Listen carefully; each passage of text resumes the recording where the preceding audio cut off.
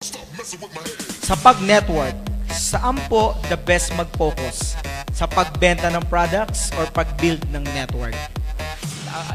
Natatawa ako sa question kasi this is really a question of a beginner. Nagsisimula, nalilito. Pag nagbe-build kayo ng network, ano ba network? Business. Pag nagbe-build kayo ng business, nagbe-build kayo ng network, ang i-present nyo, pagbebenta ng business muna. Business concept. Business. If you're trying to build your network, sell the business.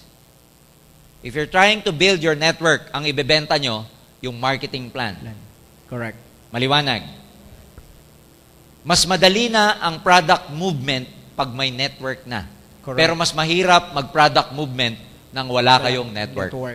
If you concentrate on selling, it's okay. Ganda, no? Pero, hindi lalaki grupo nyo. Mas maganda mag-concentrate sa pag-network muna, build the business, sell the business, tapos saka i-inject ang product. Yun ang proper way of doing the business. Kung network ang gusto nyong i-build. Pero kung ang gusto nyong i-build, customer, magbenta kayo. Products. Eh ano ba binibuild nyo dito? Network o customer?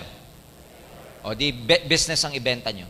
Correct. So hanap ng OPP. Dati, Roy, ang hati ko sa oras niyan, 80% of my time, network.